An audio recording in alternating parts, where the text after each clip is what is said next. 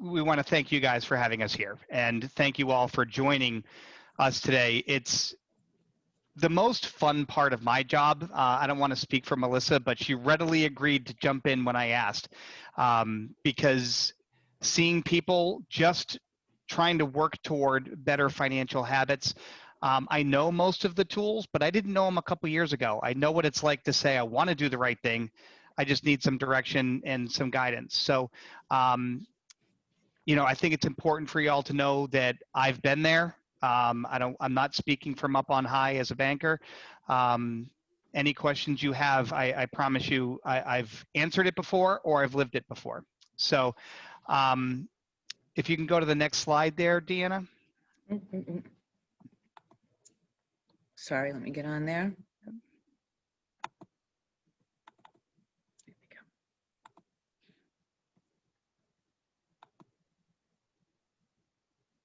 There you go. So the first thing that is important for me to be able to share with you all is this is mostly about behavior and habits, okay? We all know the math. It's very easy to see the math on a spreadsheet, but this is more about being mindful with your money. We've included a good range of information to help you out on your financial journey today. There are going to be some things here that you already do. Okay, there are going to be some things that are out of reach, but hopefully there are a few things that you can take today that you can start working on those couple of things, become expert at that, and then add a few more things down the road.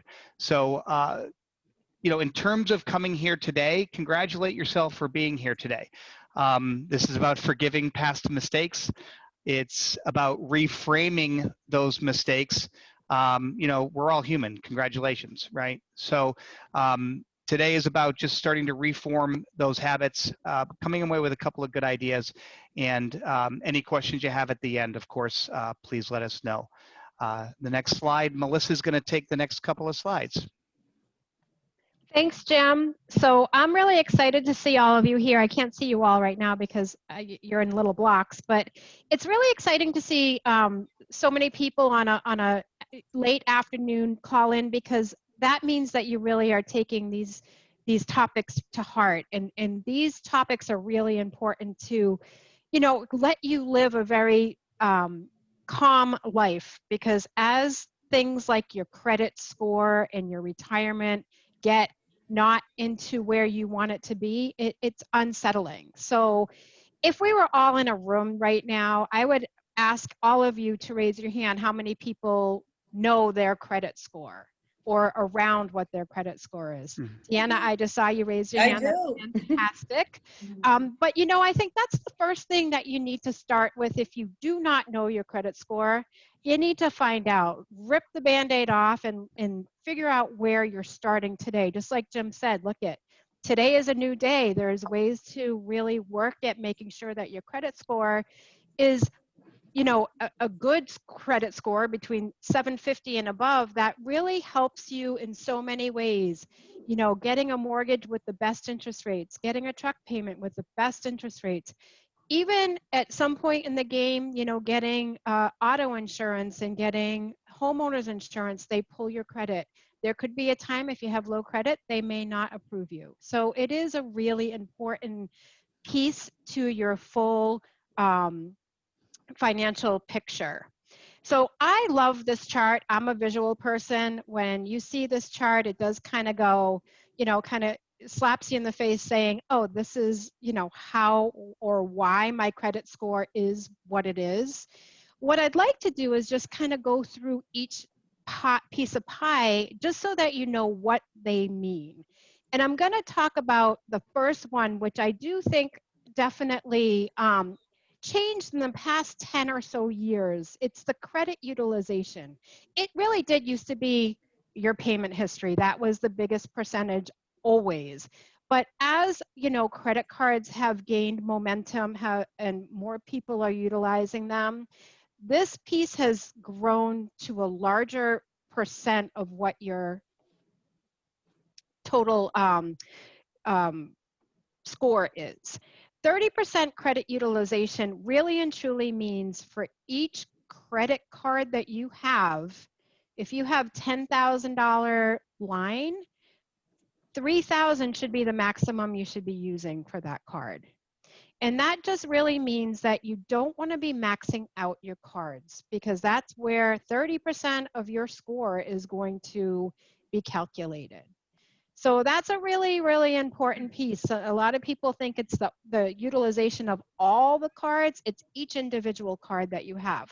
I am not saying to go out and get a whole bunch of cards. Please know that. Please don't do that. Don't, go to a Macy's and say, oh, you're going to get 20% off today. Let's get a new card.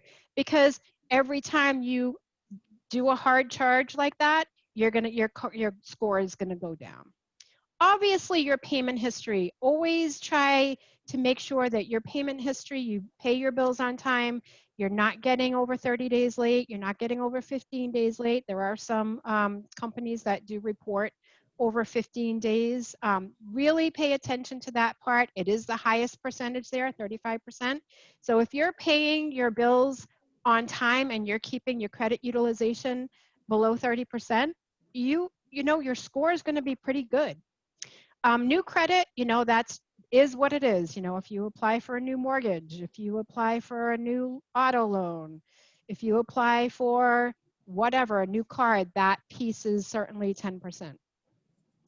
The types of credit, what they're trying to do is they want to see the different types of credit that you have, whether it be a revolving credit, meaning credit cards, lines of credit, or installment loans like auto, student loans, mortgages. And again, all of those, it's so important to keep your payment history, make your payments on time.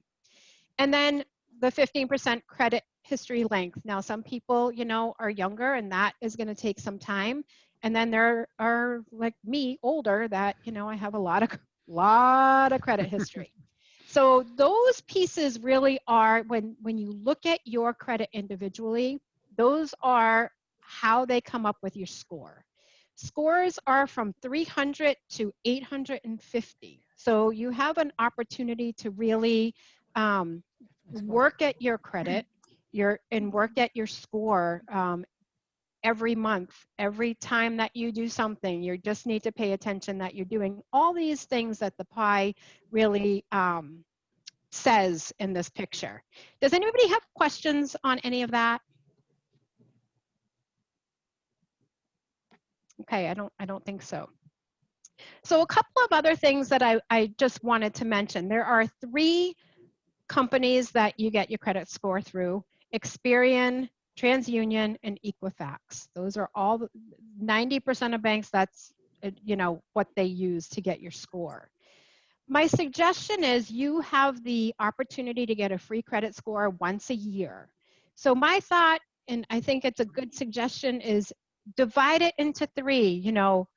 January, get one from Experian. June, get one from TransUnion. December, get one from Equifax. It spreads it out and it does a couple of things for you. Number 1, you're going to know what your scores are. Number 2, you can really monitor your credit against fraudulent activity. It's a big deal right now. We see, I told Jim today, I literally live fraud every single day at the bank here.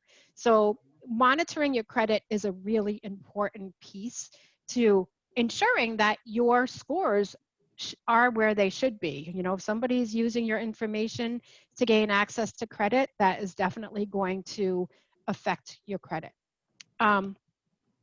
So that's one of the things I would suggest. The other thing that I would suggest for each one of these as well is to lock your credit. You can go online and you do not have to pay for it. It is a free service. So the ones that you click on and say, give your credit card, don't do that. There's ways to lock your credit with each and every one of these companies. So I would definitely do that. That way nobody can actually get credit because it will be denied. So if you were to want to go out and get credit or, apply for a mortgage, you just go back to these companies and unlock it for a certain period of time. Any questions on that? And that's all on each one of their websites, by the way. And it's easy to do. One other thing that I just think that you want to think about is obviously there are some things here that do not affect your credit that some people think do.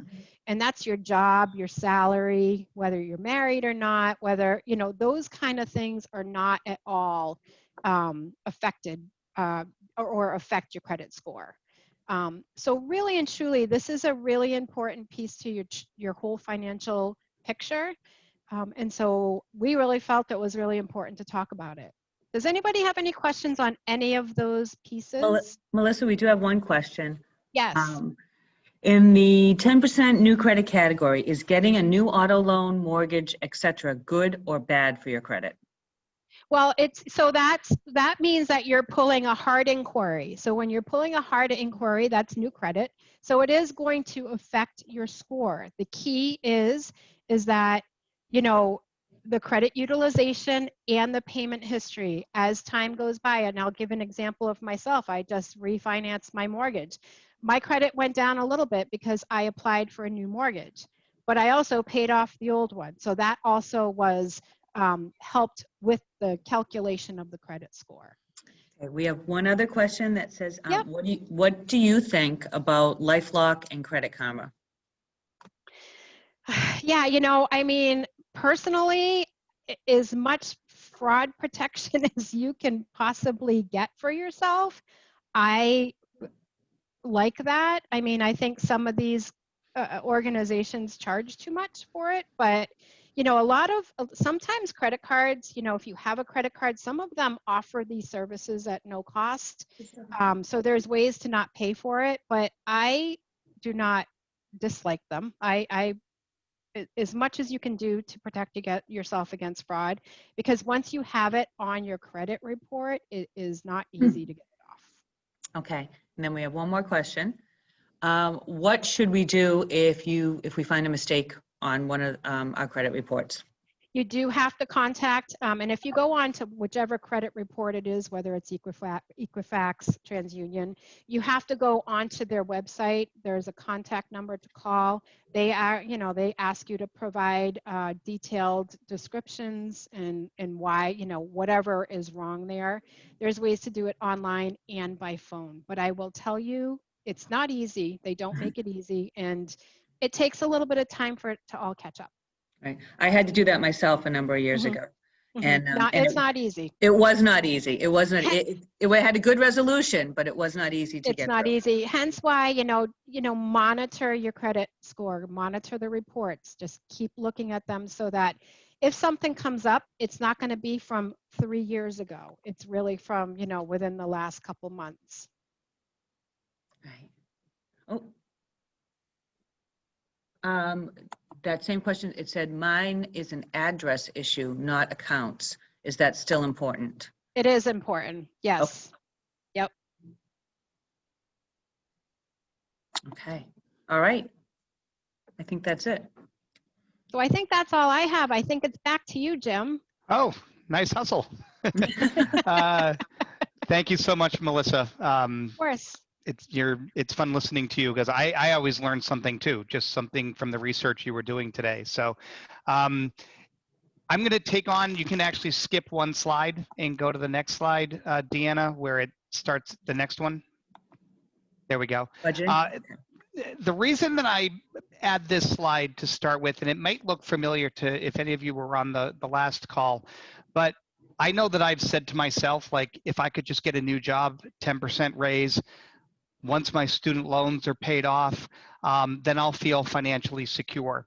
And if you look at the chart, what you'll see is once you're at the range of people making $40,000 to $55,000 a year, the amount of people, the percentage of people living paycheck to paycheck is pretty much the same. So whether or not you're making 200 grand a year or 50 grand a year, 28 to 32% of people are running out between paychecks. So what does that mean? To a certain extent, we need to have a decent amount of income to have our needs met, and that probably gets us through that $40,000 range. But after that, there's something more at play, and a lot of this is about paying attention to our spending, paying attention to being mindful with how we are allocating our money. that we want to pay attention to as much as just trying to make more money. And you can go to the next one. So the first thing I want to talk through with everyone today is budgeting. So if new year, new you, and you're hoping to start to implement some tools, you find that at the end of the month, all of a sudden, you've got, 25 cents left and you can't quite figure out how you did that, or if you're somebody that thinks if the money is in the bank, then it's there to be spent. Some of these tools here might be helpful. So the first thing that I would suggest is tracking all of your money, every single dollar that you spend for a month, every single dollar that you make for a month. And I know that when I started doing this about 6 years ago. I had been through a divorce. I moved up to Cape Cod. I got a summer job, but no job in the winter, and had to learn how to make that money go a whole lot further. And so what I learned to do was to come home during the summer. I was working in the restaurant business, write down on a whiteboard how much I made. And then in the winter, I really had a budget of what I needed on a monthly basis. And therefore, I wasn't caught off guard when I got to March and April. And you could use the same example, just being caught off guard at the end of the month and wondering where the heck all your money went. And usually if you put it down on paper, you can start to see where some of your leaks are. So when you have everything in front of you, take a full month to do it, because even when you're doing it, you'll start catching yourself, where you're mindlessly spending more money than you might think. But when you get to that end of that month, you want to determine what are your needs, what are your wants, and then within the wants, you want to determine this is something that truly sparks joy, right? This is something that I enjoy doing with my life and with my money. And then what are the things that are just frivolous or a little bit lazy? So everyone uses the example of the cup of coffee, right? How much money I could have if I save, all my money from buying coffee in the morning. I'm of two minds with that. So on one hand, if I'm running out the door every day and I'm stopping at Starbucks to have coffee on the way to work, and I'm doing it mindlessly because I'm too lazy to make my own coffee, that's really an easy way to save 20 bucks a week. But if I'm a mother of 4 kids under 8, and the half hour that I get to myself every day is going out for a cup of coffee and just taking a deep breath and reading a magazine, you're darn right it's okay to spend $5 a day on a cup of coffee. All right. So it's more the mentality behind it. And everyone has things that make them a little bit happy, and things that, buying lunch every day at a pizza joint because you're too lazy to make lunch the night before. That's what we're talking about. And not making wholesale changes, but maybe just pick one thing. So you see one thing at the end of the month, you can carve that out. Maybe you don't watch Netflix anymore. Maybe you don't watch HBO Max anymore. Other game subscriptions. Find something, that's just not for you. Carve that out. And what I like to do is I like to call that giving myself a raise, because if you're able to carve out $50 a month, $100 a month, now you're talking about, $1,000 a year net after tax, that is now yours to play with again. And that's relatively easy to do. Once you are able to work your way through that project, what you will find is that you start giving your money a job. Okay. So if you're able to go through that budget and you're able to start to carve out things where you've been mindlessly spending your money just because it happens to be there, you want to start reallocating that money and putting that to work for you. And there are a series of ways, and we're going to go to the next page here, Deanna. There's a series of ways, and I've tried to prioritize these for you. So if you're saying, okay, Jim, I'm with you, and I spent the month of February tracking my spending. I've made a commitment to myself that I'm going to make lunch at home from now on. I've realized that saves me, $150 a month. What should I do with that $150. And this is not cut in stone, okay? These are suggestions. This is the order that I would follow.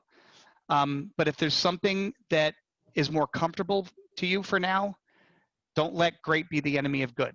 Pick something that works for you, because all of these are good things to do with the money that you've just decided to reallocate. So first thing I say is food, shelter, and medicine, okay?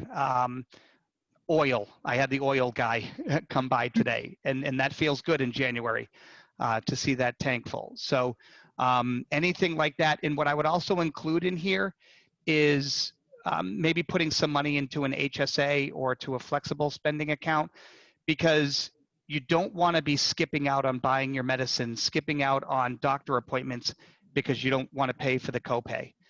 Set aside the money, get it tax-free, and it's going to pay off in the long run, okay? The next thing I would suggest is a retirement plan match. So I don't know how that bears out with the people on this call in particular, but anyone here, if you've got a spouse, a kid, a sibling that is not at least signed up to get their match from their employer, they're throwing away free money. So, you know, 100% match on 3% of somebody's salary is $2,000 a year tax-free that they're turning down. So that would be the first thing I would do in terms of getting the most bang for your buck.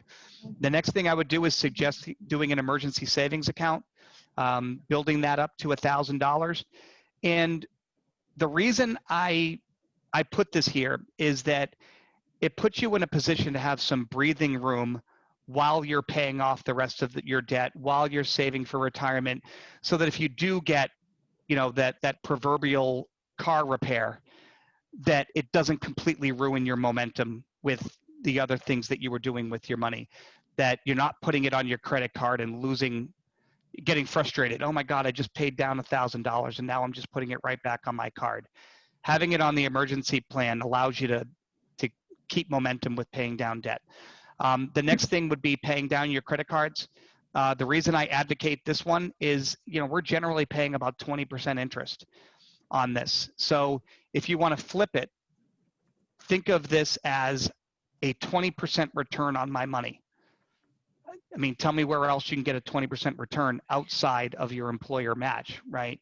So in terms of where is your money going to go as far as possible for you, getting rid of that credit card debt and not paying hundreds of dollars a month to the credit card company is a good way. And so if you take that $150 that you're not spending on lunch every day, you know, over the course of a month, and your credit card payment instead of $200 a month is $350 a month, you're chunking your way down on that debt and giving less money away. Okay.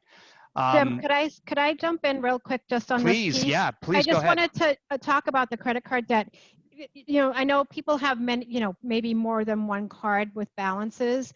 And I know that sometimes it's easier to pay off one that's 1,000 than one that's 10,000, but pay off the one that has the highest interest rate first. Always, always, always. It's just the rule to do that. That's where, just like you said, Jim, you're going to get the highest bang for your buck that way. Sorry for interrupting, but I just wanted to point that out. No, I'm glad you did. Thank you. And keep jumping in if you catch something. That's good. Thank you. The next thing I'll talk to is maxing out your health savings account. Now, this is something I didn't know about. I compared it to a flexible savings account. And but if you're on a high deductible health insurance plan, please start putting money into a health savings account. The reason I say it is the money goes in pre-tax. So you just saved your money on taxes that way. The money gets spent without paying any tax. And the money grows. If you have more than $1,000 or $2,000 in there, you can invest it tax-free for the next 30 years. Take it out in 30 years having invested it tax-free, as long as you're spending it on medical. So not only is it an amazing investment vehicle, the other piece of this goes back to making sure that you're going to go to the doctor, right? So I went to the dermatologist the other day. It's nice going. One of the things about being a municipal employee is you've got some pretty good benefits. To take advantage of that, and if you don't want to pay the copay, it's almost fun to do it. when you know you're doing it tax-free, you kind of feel like you're getting over on the man a little bit, So if you're curious about it, I would encourage you to investigate that and get as close as you can to maxing that out over the course of a couple years. Jim, I would jump in too that I don't know if people are aware, but if you are on the high deductible plans and you are maxing them out, when you retire and you have money in there, you can also use that money to pay your retirement healthcare premiums. Mm-hmm. So just a little side note. Yeah, no, it's an excellent plan. I mean, I've started considering it to be part of my retirement plan. Yeah, it's so fantastic. It's the same as an IRA, but it's going to be tax-free when I get to spend it on medical issues, which I'm assuming I'll have over the course of my retirement. As we get older, unfortunately. Yeah. So it's just a nice way, and we'll talk about it a little bit later, but what can you do for your kids? It's really nice for your kids to know that they have resources to take care of you the right way. The next two things that we can go through real quick, emergency savings. I think that peace of mind Melissa was talking about, if you've got 3 months worth of a budget sitting in a savings account somewhere, that just gives you that peace of mind that anything that really comes your way, you can handle it without going into debt. And you're buying peace of mind. So if it bothers you that money is sitting there, think of it that way. Jim, can I ask you a question? Yes, of course. Okay, you and I talked about this on one of our conversations, and I don't know if anyone else has to deal with this or has this issue. Are there opportunities for us to put that money aside without seeing it in our face every day? I don't have this particular problem, but someone that I love and is very close to me cannot stand to see that there is money in our savings. It is chomping at the bit, seeing that there's a built-up fund there. Like, geez, Sure. and I'm sure he is envisioning, what he could purchase or what he could do with that. So, is there an option for them to put that money somewhere else? Yeah, that's actually a great question, and it's something that I wrestle with. The way that I'm wired, there's always some home improvement, some vacation weekend, some order of sushi that I feel like I can do because the money's in the bank. And so the two things I do is I automate my savings. I don't make the choice every month to send it to an IRA or to send it to a savings account. I've automated those things. And my savings account is in a separate bank from the rest of my accounts. So I actually transfer it somewhere where if I wanted to get at it, it actually takes me a little bit of effort. I don't see it. When I go on to pay my bills every day, it's not there in front of me. And I forget about it a lot of days. And then, at the end of the month, I see the money going over there. I find that to be very helpful. It's kind of an out of sight, out of mind. And then the other piece of it is, like I said, I don't feel like I'm getting nothing for the money. I tell myself, enjoy the peace of mind and the security that comes from something that for most of my life I have not had. Even if it's just that the car, a broken window, like all of those things that can really derail some good habits that are getting in place. Great. So the last thing I would say in terms of this is, if you've done everything 1 through 6, circle back and start adding to your retirement accounts, and then maybe even start paying down smaller debt. If you've got a car loan at 2 or 3 or 4% interest, it's not the first thing I would tackle. But eventually, if you've got all of those other things paid off and you've got this money that's been allocated elsewhere, take all of it and earmark it toward those last debts, and kind of free yourself of those shackles. And you can go to the next one. In terms of retirement, I feel like I've already covered the mechanics of it, but there's things that I want you to keep in mind with this. This is the best thing that you can do for your family. I got this advice when my son was born. He's going to Virginia Tech next fall. And when he was born, I wanted to go open an account to help start saving for college. And the woman pushed back in no uncertain terms saying, no, you need to open an IRA. I was like, no, I want to take care of my kid. She said, you are taking care of your kid by opening an IRA. So think about what you see in terms of, imagine your in-laws moving back in, right? Imagine having to take care of a sibling. Imagine having to move back in with your kids someday. If instead they have the resources to make a decision that is right for you, that is right for them, that you've saved for, you are doing right by your family. That's the way that I look at this. Healthy choices.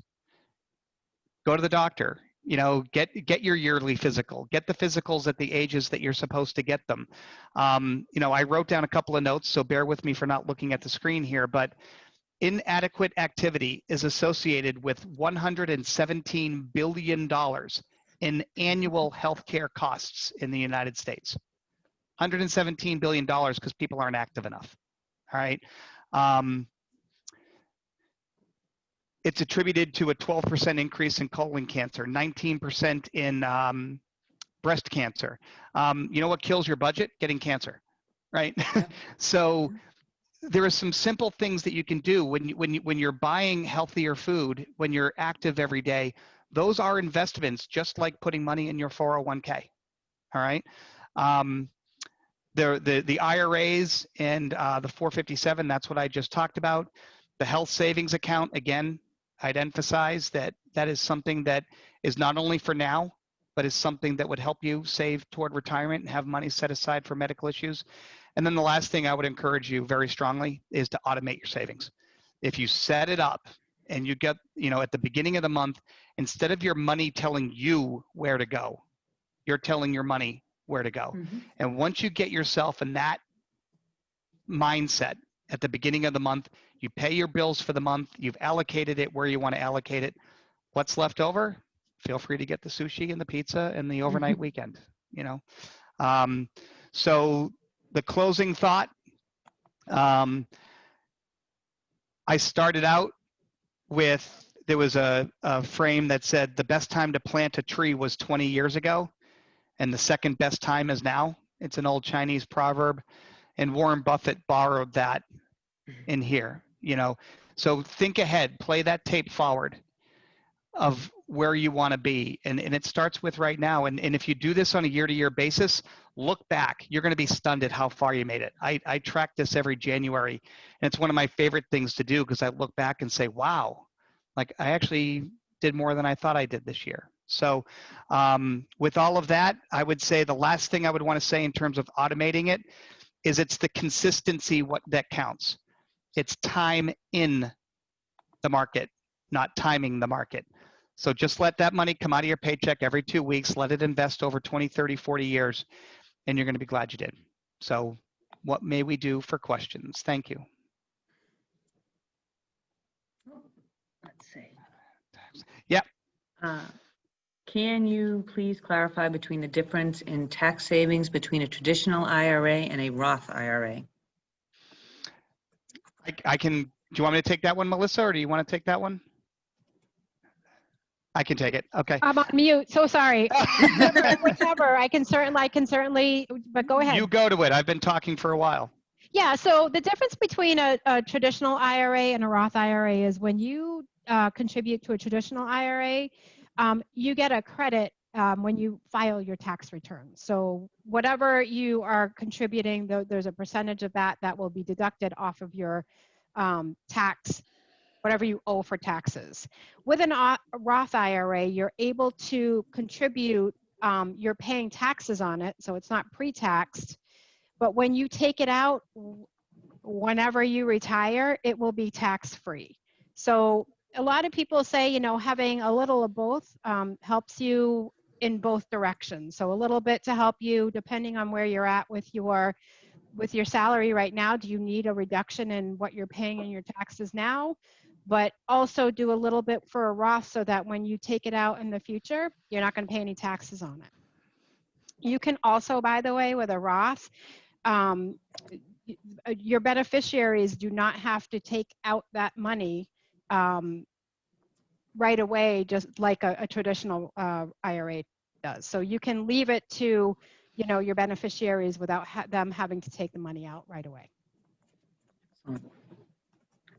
Any other questions? Feel free to unmute yourself if you'd like.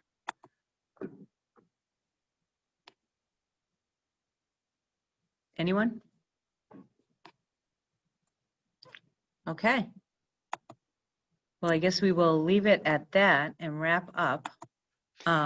If there's anything that you're a little bashful to ask in front of your colleagues and friends, feel free to shoot a note to Deanna and she can forward it to me. And if you're even embarrassed to send it to Deanna, my email is jcurran, JCURRAN @capecod5.com.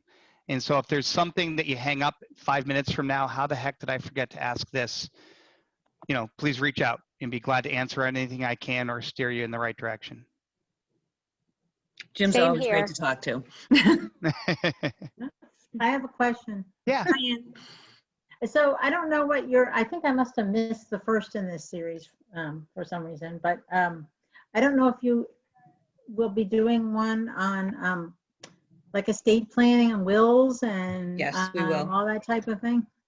Because I would love that. Yeah, yeah. And we are going to be doing that. Yeah, the first one was not on that. It was kind of an introductory to just, you know, basic overview of finances. But we do plan on doing one with retirement and estate planning in the next couple series. So we're going to do them quarterly. Great. Thank you. Oh, you're so welcome. And I would just encourage everyone, like, just grab one or two things that we said today and just get some momentum with that.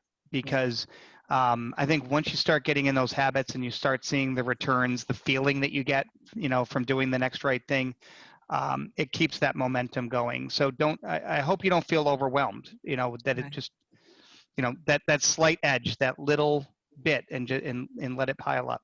Right. Jim, are you going to provide them with the slides so that they can, you know, re-look at the notes if they wanted to? Yeah, I think Deanna, feel free if you would like to share that. And then I think she also Sure. recorded this I did for record. everybody as well. Excellent. Good. Yeah, and I would just like to mention to the members that are here, just to pick up on two of the things that you guys talked about. Jim, you had talked about writing down everything that you know, where you spend your money. It's very easy to just, you know, in our modern day, I mean, all of my finances are right here on my phone. So I just look and go, oh yeah, there's that Amazon charge, there's this. But when you write it down, you kind of own it. And the only other thing I want to say is don't get overwhelmed by it, because you're going to look, and that $5 coffee 3 or 4 times a week is going to look like a lot. So don't beat yourself up. Like I say, with all of our programs, what you do right now from today on, you know, you're here today, what you do tomorrow, you know, is what's going to matter. And then the other thing about being healthy is the best investment. That's the best thing you can do for yourself. I mean, we're here because of a municipal health group, because your municipal health group wants you to be healthy.